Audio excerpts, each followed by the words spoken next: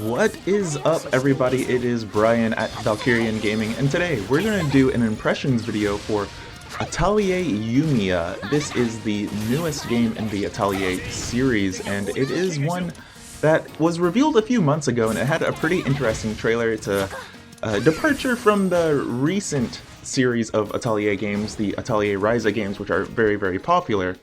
I believe the full name of this game is, let me pull it up, Atelier Yumia, the Alchemist of Memories in the Envisioned Land. That is a long title, and it's quite an intriguing and cool one. Either way, they released a demo for this game earlier this week, and I was like, you know what, I got the day off, I'm gonna check it out. We'll see if I like it or if I don't like it.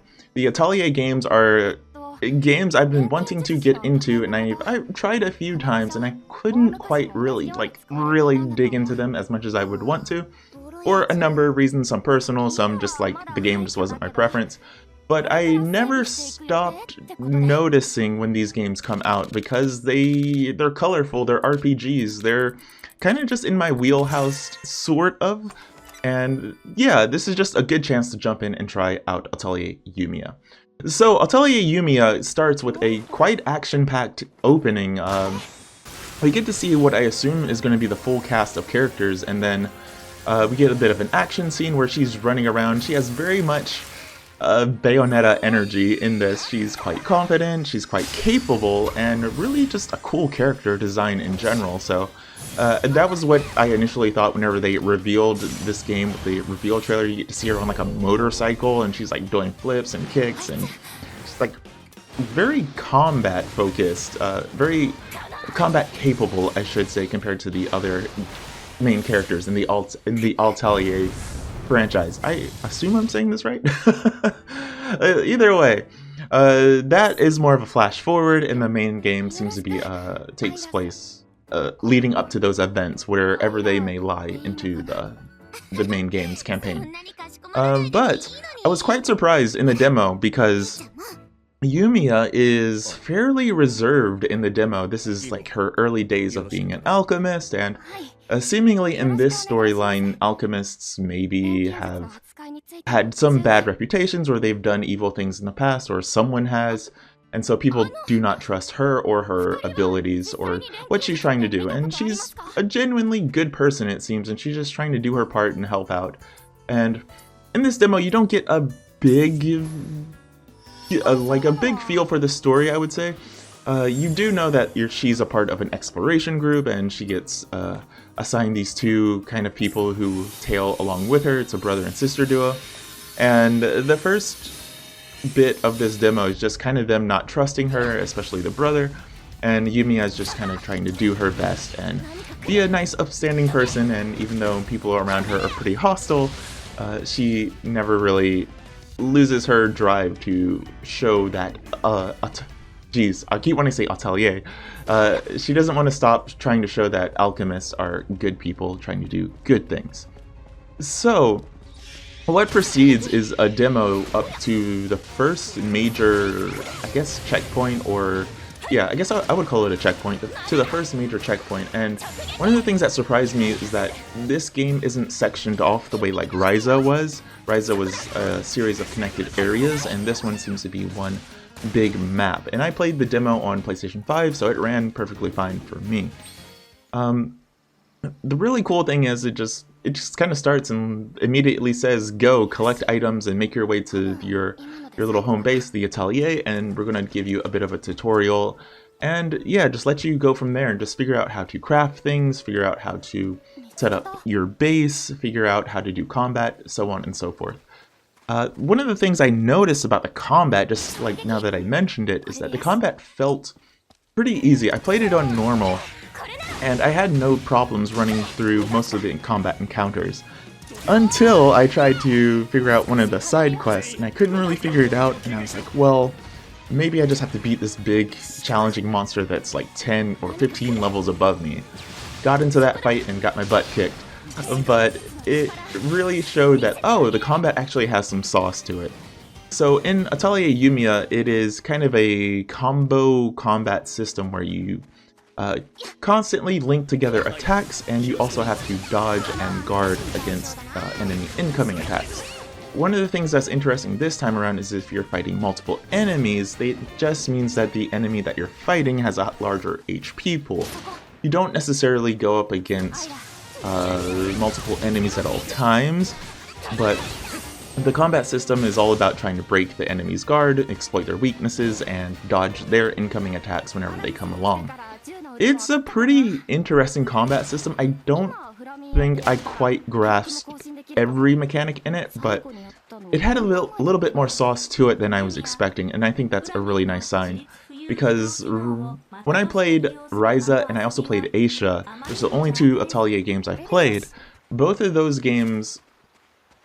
combat systems just kind of left me a little bit wanting.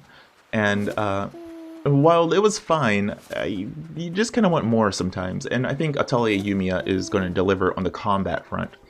One of the things I will say though about it, like I said, I didn't quite get the grasp of it entirely. It is a little busy in what it feels like it's trying to do, and it doesn't feel quite fully explained, but I think it's one of those combat systems that just kind of, you're getting through it, you get it, but you don't 100% get it, so. But still, I think it's quite flashy, and I like a lot of the attacks and whatnot. Moving on to the alchemy part of it, where you synthesize items, it's not super different from the previous games I played. You collect items, and you try to build up to new recipes and items, and your alchemy system is all about increasing the quality and increasing the traits and stats of those items the best you can before you complete the crafting, and then you see the crafting cutscene, or you can skip it, and then you get your new items and you can like fast create them after that because they get added to a catalog. It's all kind of the usual stuff, but just done in a bit of a different way than usual.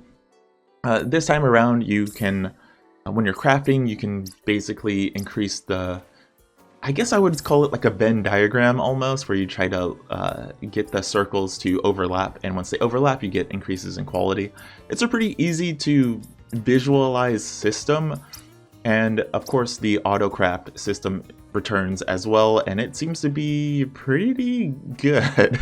I did autocraft and it basically maxed out a bunch of items for me, so I was like, oh, that's fine for me, for someone who doesn't want to mess with it too much, so that's pretty good.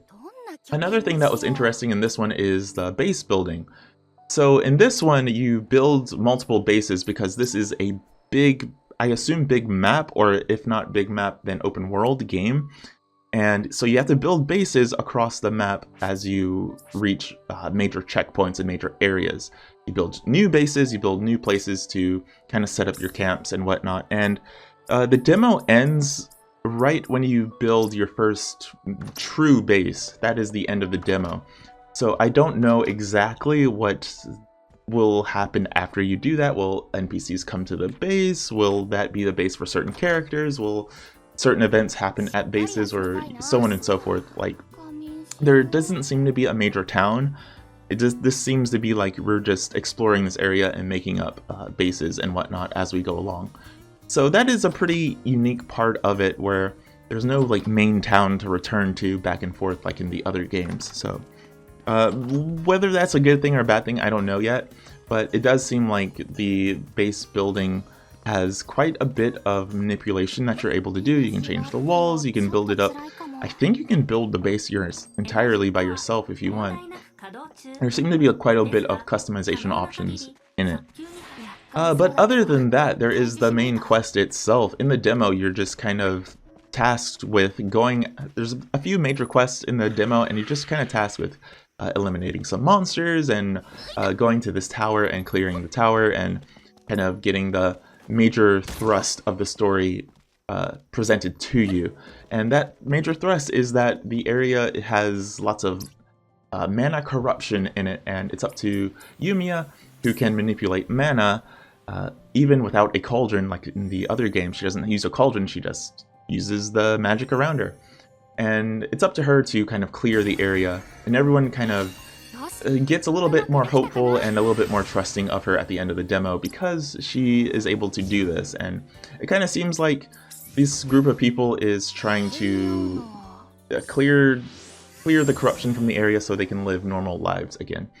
So yeah, I don't have much more to say about it. Oh, I should say I was really impressed by just how much exploration options there are, I would say.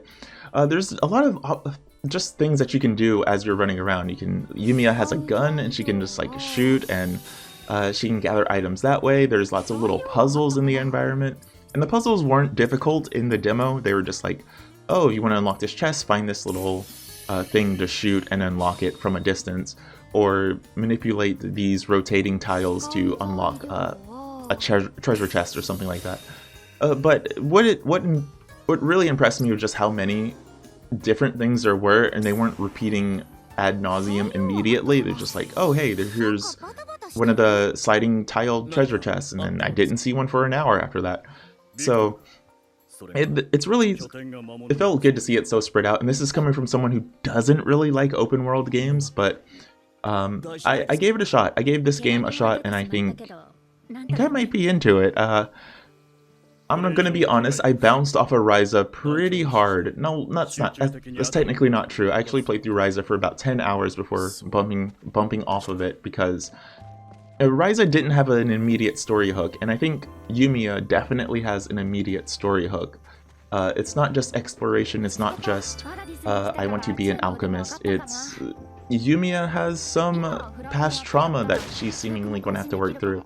The people around her don't trust her. The world at large is a mystery, and it seems like there's some villains in this one that Yumia will be going up against, as well as seen in the flash forward in the very opening. So yeah, this game is probably going to be pretty good. I think the timing of its release is bad, because this is coming out the same day as I believe Xenoblade Chronicles X, which is not great, or the remaster, but I think this is one that I will be checking out a bit further down the line. I would love to check it out now, but it is a very busy time for me, and the budget is going to be tight for quite a few months, so you got to be careful. But I was surprised by this. I'm pretty into this. Like, I think this is the Atelier game that does it for me. This might be the one that gets me into the series proper. Barring anything else that I can think of, I think that's it for this impressions video. The Atelier Yumia, the Alchemist of Memories, and the Envisioned Land demo is out now. The demo is out on PlayStation, it's on Switch, it's on Xbox, and it might be on Steam as well. If you're interested, please check out the demo. It's a pretty expansive demo. I think there's quite a few side quests and the main quest that you can do as well, and you can run around. And the progress carries over, so if you like what you play and you want to jump in on the game, you don't have to start over completely. The intro will be all done and ready for you to proceed into the main game. Either way, I'm Brian at Valkerion Gaming, and thank you for watching this impression videos of Atelier Yumia. Like I said, hopefully I get the chance to check this game out. I don't know if I'll get the chance to check it out anytime soon, because, like I said, the money will be tight, and my free time will be pretty tight as well for a bit. But this is one of those games I was interested in, and yeah, I hope to see you later. Please let me know what you think about this game and any other videos that I've been making. Like, sub, hit the bell for notifications, and be nice to each other out there. It's pretty rough recently. See you guys, and I hope to see you in the next video. Bye bye.